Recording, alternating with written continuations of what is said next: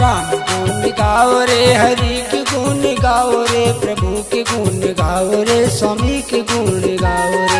राम गुण गाओ रे, हरि के गुण गाओ रे, प्रभु के गुण गाओ रे, स्वामी के गुण गाओ। 5 बजे परमानंद, 6 बजे छबेली लाल, 7 बजे श्याम सुंदर कहते रहो रे। 5 बजे परमानंद, 6 बजे छबेली लाल, 7 बजे श्याम सुंदर कहते रहो रे। राम गुण गाओ रे, हरि के गुण गाओ रे, प्रभु के गुण गाओ रे, स्वामी के गुण गाओ। राम गुण गाओ रे, हरि के गुण गाओ रे, प्रभु के गुण गाओ रे, स्वामी के गुण गाओ।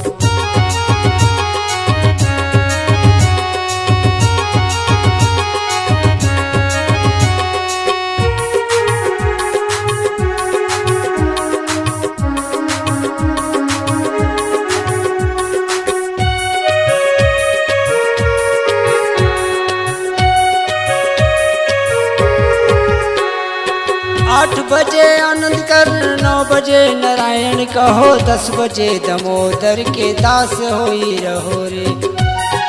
8 बजे आनंद कर, 9 बजे नारायण कहो, 10 बजे दमोदर के दास होई रहो रे। राम गुण गाओ रे, हरि के गुण गाओ रे, प्रभु के गुण गाओ रे, स्वामी के गुण गाओ। राम गुण गाओ रे, हरि के गुण गाओ रे, प्रभु के गुण गाओ रे, स्वामी के गुण गाओ।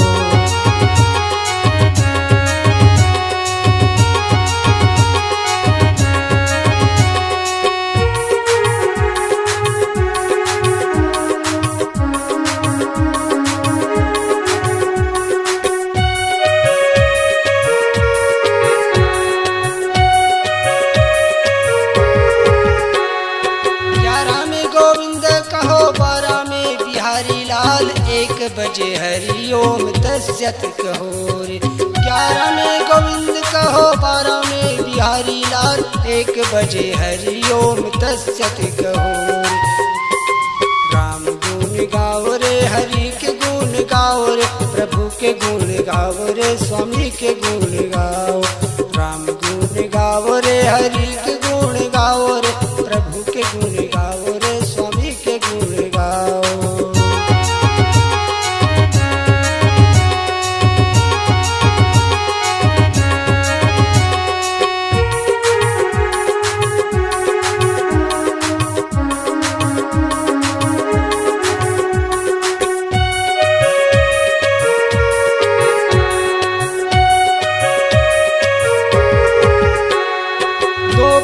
द्वारकानाथ, 3 बजे त्रिलोकीनाथ, 4 बजे चतुर्भुज कहते रहो रे। 2 बजे द्वारकानाथ, 3 बजे त्रिलोकीनाथ, 4 बजे चतुर्भुज कहते रहो रे। राम गुण गाओ रे, हरि के गुण गाओ रे, प्रभु के गुण गाओ रे, स्वामी के गुण गाओ। राम गुण गाओ रे, हरि के गुण गाओ रे, प्रभु के गुण गाओ रे, स्वामी के गुण गाओ। राम गुण गाओ रे, स्वामी के गुण गाओ। राम गुण गाओ रे, स्वामी के गुण गाओ। स्वामी के गुण गाओ रे,